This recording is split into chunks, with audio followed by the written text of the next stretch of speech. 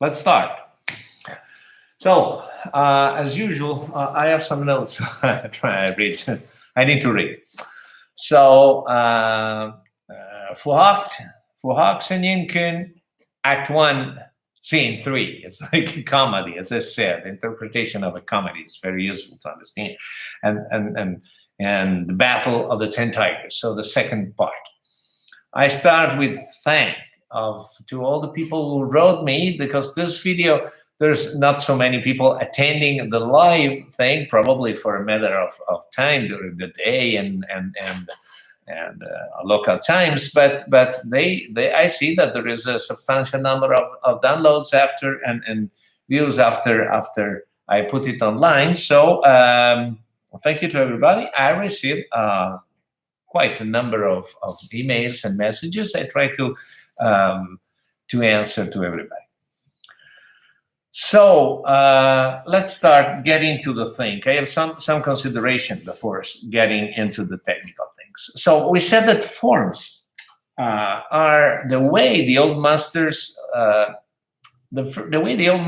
used, invented to end down what they learned, what they worked out, what they created, their knowledge.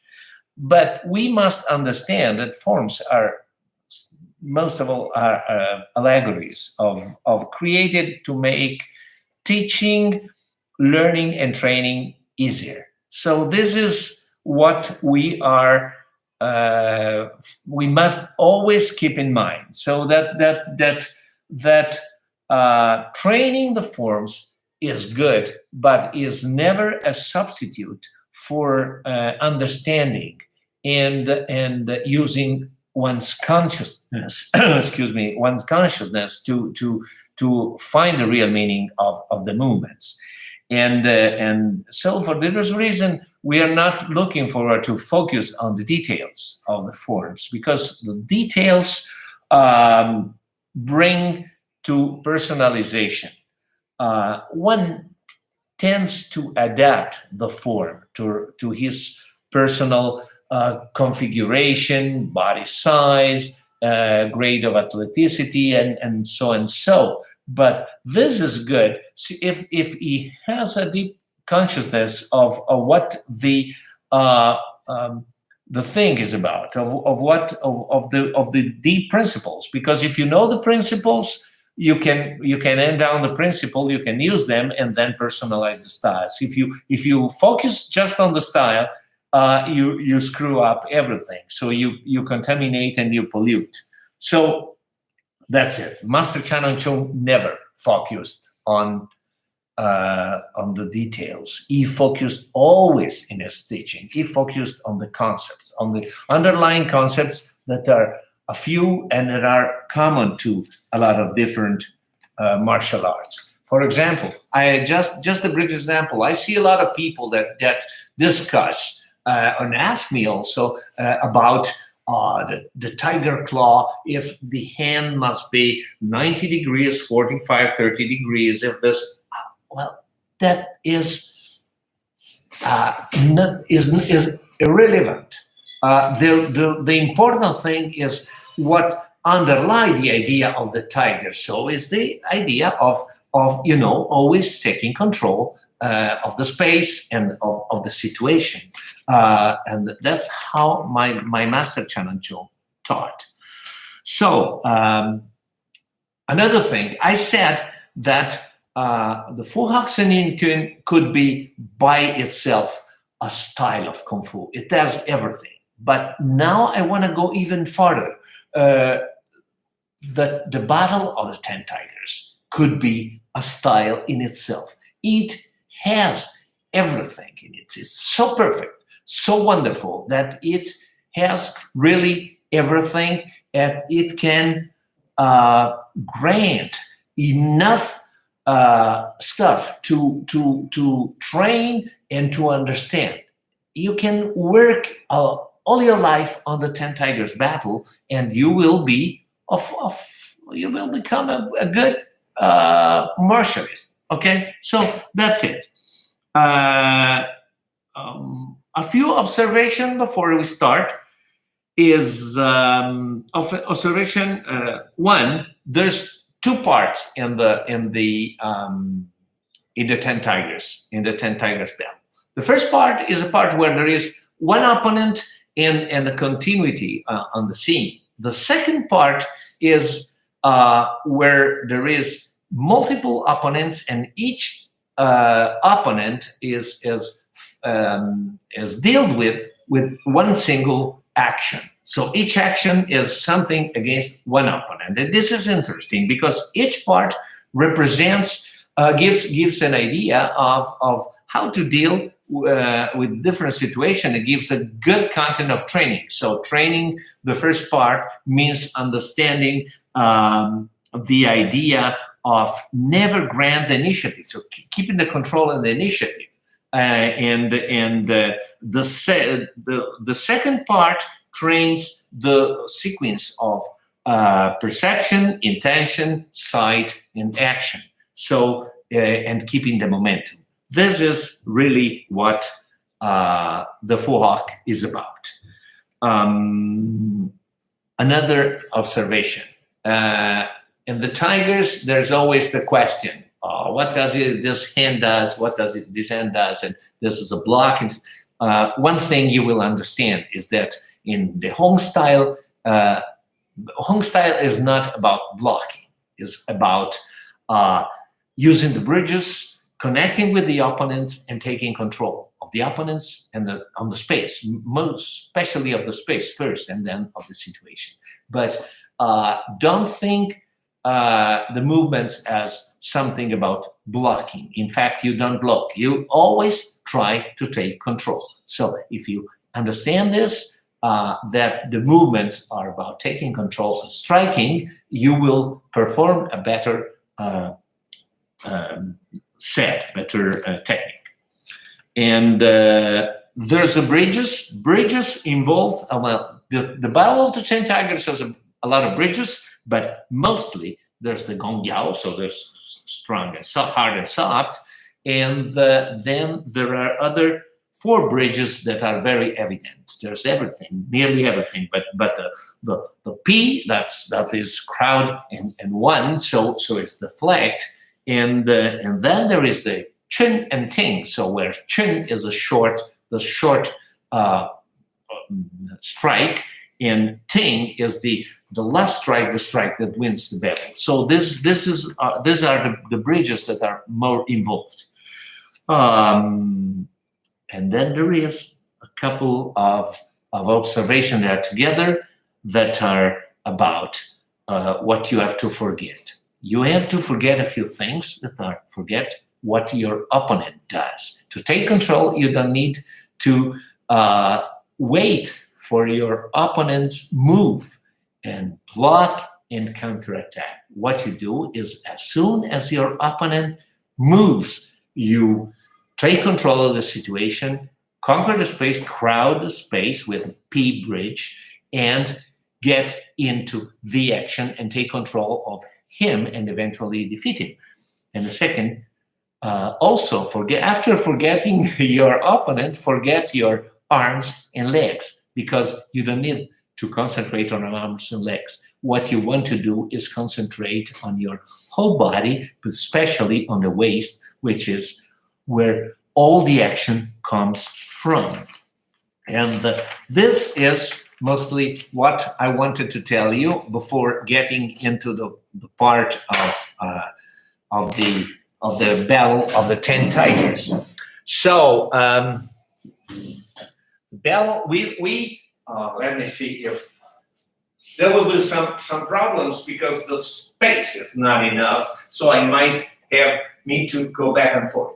But what we saw last time was the first part of this Battle of the 10 Tigers. If you remember, starting from dealing with the opponents here, and then here, and then dealing with the guy here, and then dealing with the guy here, where we understood that what we do is just always try to crowd like this, and then open, get in, and we from here, let's see if I am okay. From here, we just started to deal with this guy here. So what we did was 1, 2, and here we start the part of the battle that, the first part of the battle. So that is the part that is against a single opponent. And here we train the continuity. So again, we've done this, okay? We've done this, and we go here, okay, with the sweep. And this is the continuity. It gets in. Wow. And the idea of this part is that there's no stop. Because if you practice this thing as I see people doing, then they look here, and then go there, block, and strike, and then grab and strike. And what you do is that you really miss the meaning, the underlying concept, which is never stop the action and keep the momentum of your. Okay. From here, when you go back, I have no room here.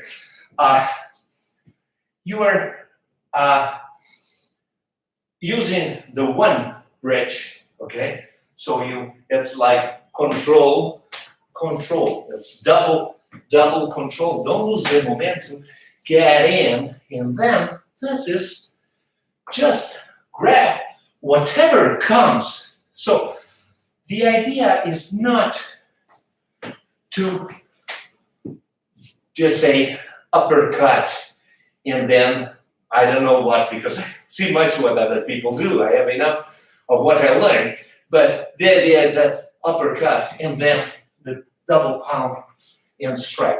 It's all about getting into the action and changing your perspective and changing your position around the attack line to take control of it and then to crowd it. Okay? And here, please, we don't go back.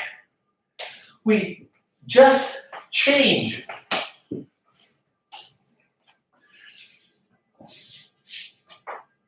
And also, this, is when grab and got on fighting. Do not stop.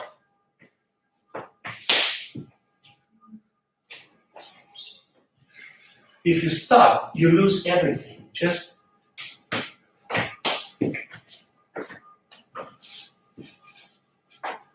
okay. We're finished. This is a thing because we're finished dealing with this guy here. And what we have is we hear something right here, 45 degrees. And so what we do is we have intention. We start moving that way, the weight, okay, and move the intention. We go with something that covers us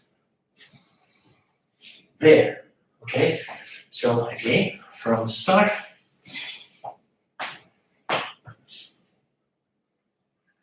Again, from here, we hear something comes from 45 degrees forward, and so we'll go that way, okay? I don't want to stop it for...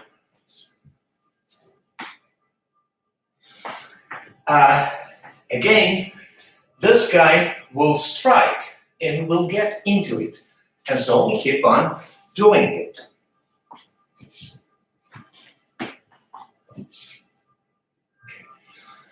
We're finished dealing with these two guys. And what we really have to understand is that this has no solution of continuity. And that this are not block this, block that, but they're just a way to train the use of the waist. So it's like,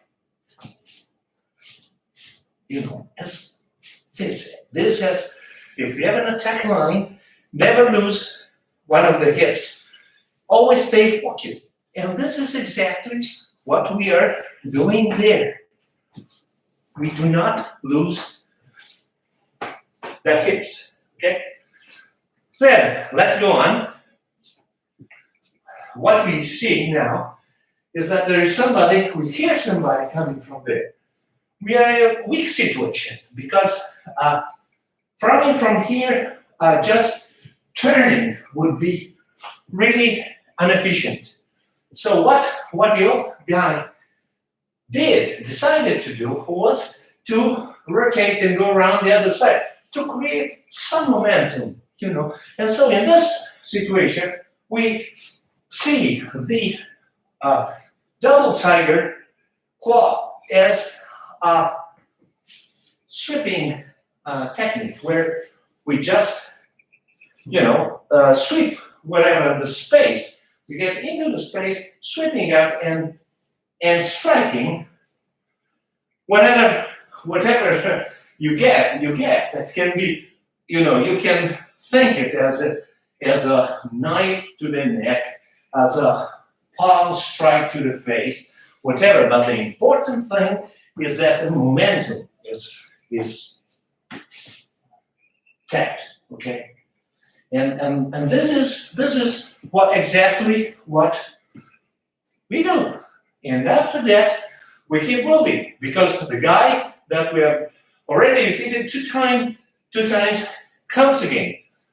And as I said, this is an allegory. So you have to understand that it's all about keeping the momentum doing. So let's do it all together.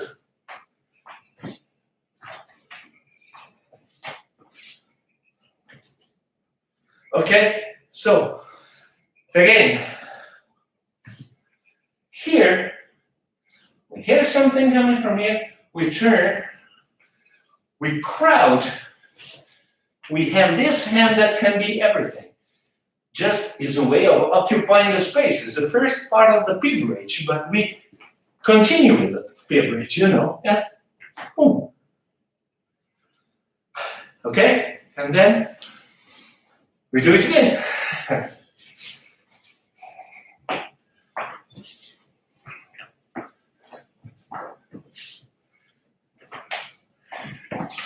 This guy is not finished yet. So what we have to do is that we go back to him. And again, the idea is that from here,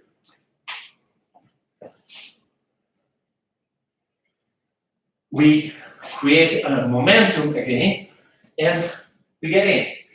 And you see, if you practice with this thing in your mind, with this idea in your mind, you understand that everything flows from your hips, and you don't even need to use the arms, because the arms are just a lot thing you are concerned with.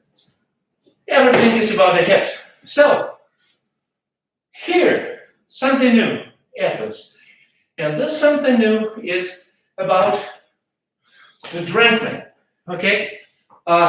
Something that will come again in the second part of Hok and sneaks in here with the tigers. And this is why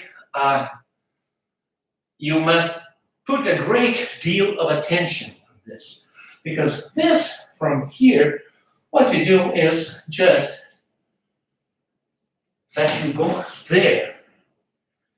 And you heard the guy coming from here, you know he's attacking. What you do is you change your time. So you would do like pum, pum, pum, pum, pum. You've got a couple of punches in your face and a kick in your groin. So the idea is that from here, you change time, count. So it's, try to see the difference. It's always where it shows you that blocking is just a way of losing tempos, time, and action. So if you just go with that, and especially if you do the horrible thing of hitting the ground with your foot, like boom, or whatever some people do, and then again, boom. That's totally unuseful. What we must understand here is that what we do is just we change the time and we change the space. So we give the opponent the idea that we are giving a space, but we get in, and again there is another one, and we get in. And while we do this, we keep creating momentum to load enough force, energy for striking. So you don't need to think about using the muscles of the hands that have not much power. So the power comes from the momentum. Okay, so it's this is the power, where the power comes from. From here. And with this thing, and we back. Okay? So, okay, now I worked out. And so it might be, the execution might be even better. So we're there. Okay?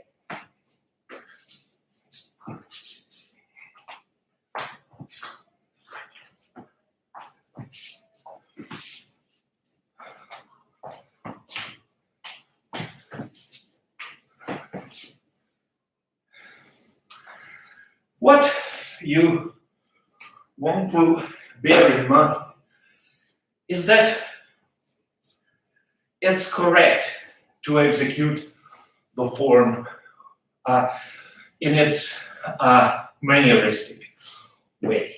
Is good. Okay.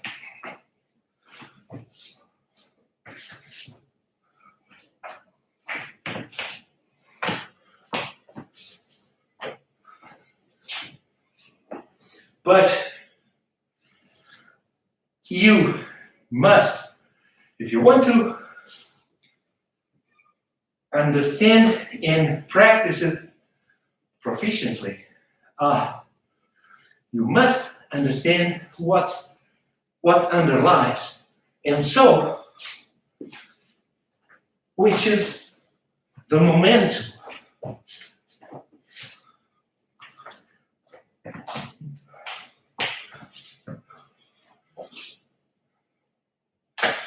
It's always a matter of moving the body, moving your center of weight, moving and to take control of the space. And this is exactly what the full Hok is about. And if you want to see it with the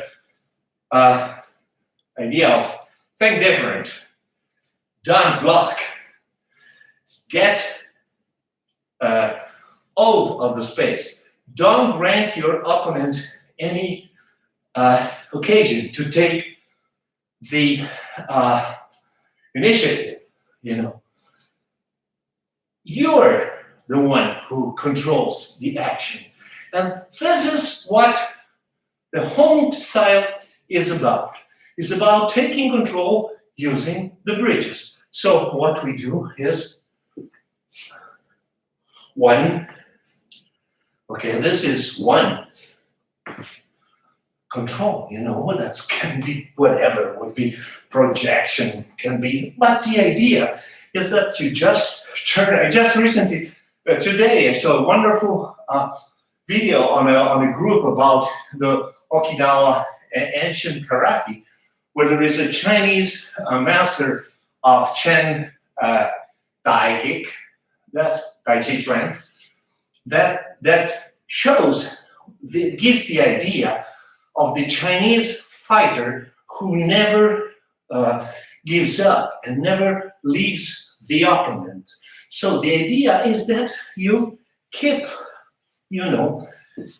doing what you're doing, and you do not give him any chance to take one, and this one can be that you get in, or it can be a projection. But then again, a projection with one and two strike with the two palms, and get in, and again, you clear the area, P, and get in, and again, and then there, and then there, and then there. Then you see the guy, so you turn and go there, and again, and again, and again. And what is this?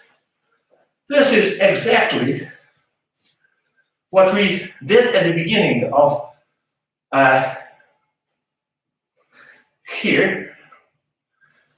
When we have the introduction, yes, create the momentum, okay?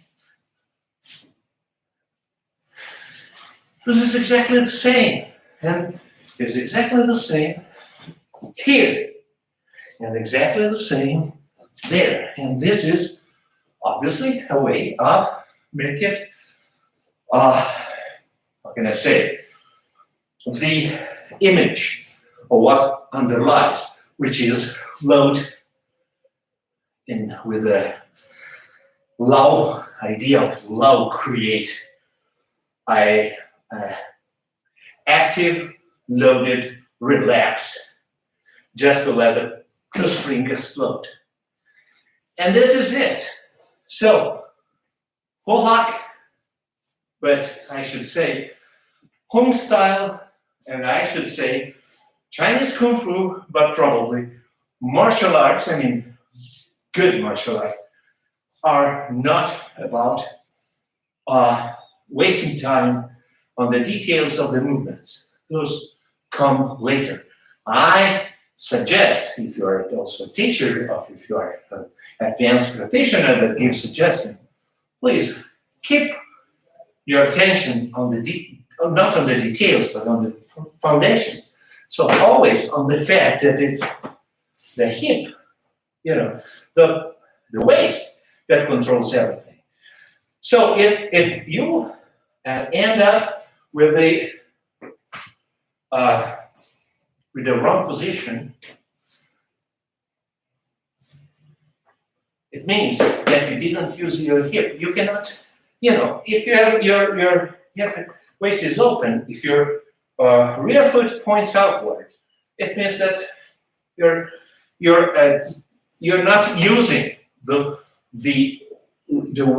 place of the energy, and you do not use your body. You are using your leg. You block there and then you move. Yes, but this is just one hand, and one hand has no power. The power comes from the whole body, and so let's do it the last time.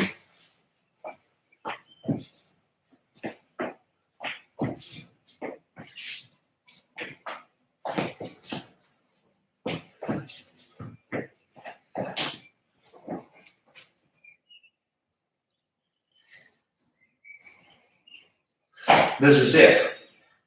So let's see if there are messages. Loud, clear, yes, many thanks, blah, blah, blah. Ciao Alberto, grazie mille Simone Atteni per questi tuoi video. Okay, I think we're done here. As usual, you can write me, especially best on the email, not on Facebook Messenger, because it's like it so much. And go back, train your Kung Fu, keep your mind open, consider what you're doing. Do not focus on the details, but always keep your consciousness full on the important thing, which is the source of your energy and of your movements, which is the center of gravity and your waist, and everything comes from there and from creating energy. And there's the circles of the whole yin and yang symbols or our Gong Yao, are the source of everything. So thank you for being with me, and see you soon, and stay safe.